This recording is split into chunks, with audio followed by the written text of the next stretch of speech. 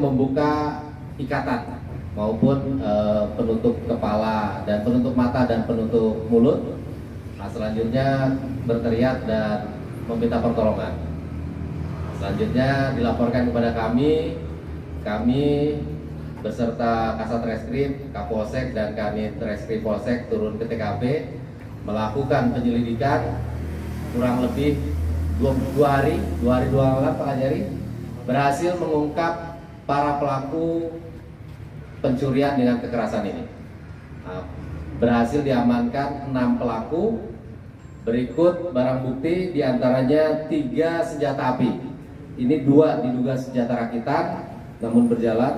Kemudian ada 1 keluaran pabrikan. Terkait hal ini akan kami lakukan pemeriksaan lebih lanjut di laboratorium forensik Polda Sumut. Juga diamankan sejumlah barang-barang lainnya, ada linggis, kemudian ada handphone, 1 buah lakban, terus tali, gulungan tali yang dibeli oleh korban, 3 unit sepeda motor, 1 unit mobil kendaraan roda 4, kemudian 5 pasang pakaian yang digunakan saat melakukan kejahatan, dan uang tersisa hasil pencurian dan kekerasan sejumlah 21.450.000.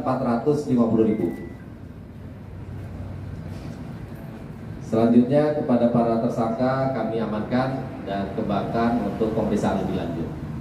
Nah, kemudian hasil pengembangan kepada para tersangka bahwa motif dari pencurian ini adalah motif dendam. Jadi ada perasaan dari salah satu tersangka mengaku merasa sakit hati kepada orang tua korban. Jadi ada kejadian sebelumnya di mana korban memaki-maki lah kepada salah satu tersangka, sehingga salah satu tersangka ini berinisial RN. Berinisial RN ini merencanakan pencurian. Ini merencanakan 3 kali ya Pak? 3 kali, 1 kali gagal karena tidak ada senjata, kedua kali pun masih belum ada senjata, tidak memungkinkan. Nah, barulah yang ketiga ini mereka berhasil melakukan pencurian, yaitu dengan adanya senjata. Senjata ini setelah kami telusuri diduga berasal dari tersangka lain yang saat ini sudah ditahan di lapas Pekanbaru, berinisial Pekanbaru, berinisial MS alias H. Ini dia vonis 23 tahun Pak Kajari, vonis 23 tahun sejak 2017 atas kasus pencurian dengan kekerasan. Ini masih diduga, namun keterkaitannya ada keterkaitan karena menurut pengakuan dari tersangka si yang di napi ini ada diduga mengarahkan langkah-langkah selanjutnya dan mendapat bagian sebanyak 7 juta rupiah menurut pengakuan salah satu tersangka.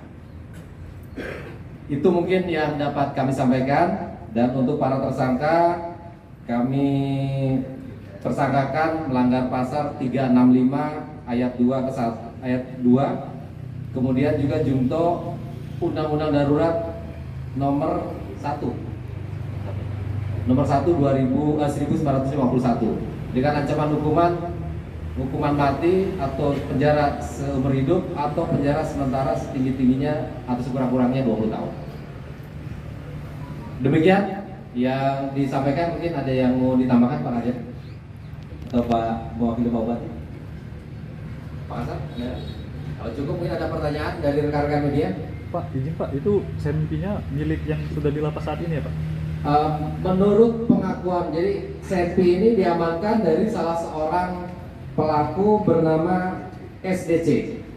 Jadi sebelum melakukan pencurian, mereka merencanakan mapping dulu, merencanakan menggambar situasi pada siang harinya. Nah, kemudian mereka berkumpul di salah satu rumah tersangka, membagikan senjata. Jadi SDC ini membagikan senjata, 1 kepada yang dipegang dia, 1 dipegang oleh SO, dan 1 lagi oleh S yang masih DPO. Jadi pelaku diduga 6 orang, 5 orang yang melakukan secara langsung, satu tidak ikut dalam pelaksanaan tapi sebagai perencana. Dari 6 tersangka ini 5 berhasil kita amankan. Kami berhasil amankan, termasuk otak pelaku berinisial OJN, FJN. Ini sebagai otak pelakunya, dan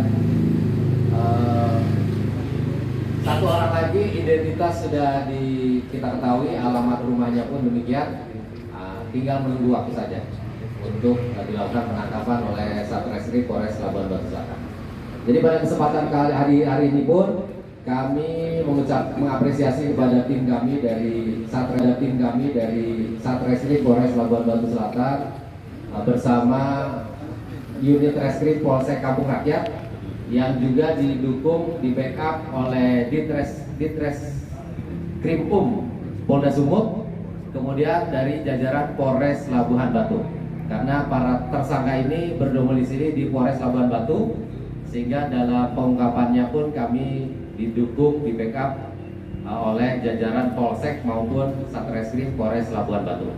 Jadi kami mengucapkan terima kasih kepada Polda Sumut dan jajaran Polres Labuan Batu, dan mengapresiasi juga dari jajaran Satreskrim di bawah pimpinan langsung Makassar Satreskrim dapat mengungkap pencurian dengan kekerasan ini 2 kali 24 jam. Demikian. Pak, ini kan motifnya dendam, Pak. Sebelumnya mereka ada hubungan apa nih, Pak? Jadi sekitar tahun 2017 dari salah satu tersangka ini ada permasalahan keluarga.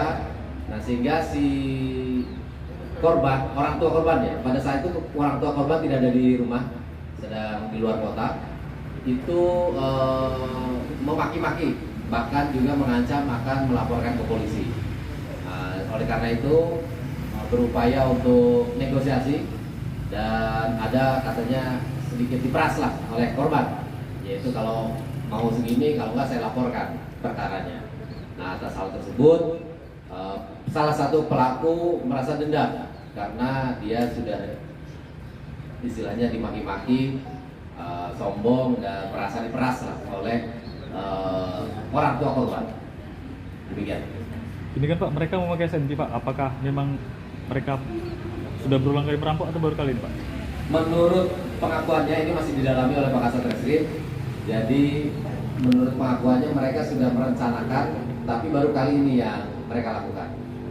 Adapun SNP ini seperti tadi disampaikan, dikirim dari seseorang yang diduga ada di lapas kelas 2 Pekanbaru 2A, yang dikirim melalui kurir. Nah, kurirnya ini masih didalami, yang mengirimkan kepada salah satu tersangka ke rumahnya di dusun di SDC ya, di dusun Kampung Jawa, Desa Selat Besar, Kecamatan Bila Hilir, di Labuan Batu. Cukup? Ya. Terima kasih. Assalamualaikum warahmatullahi wabarakatuh. Selamat pagi.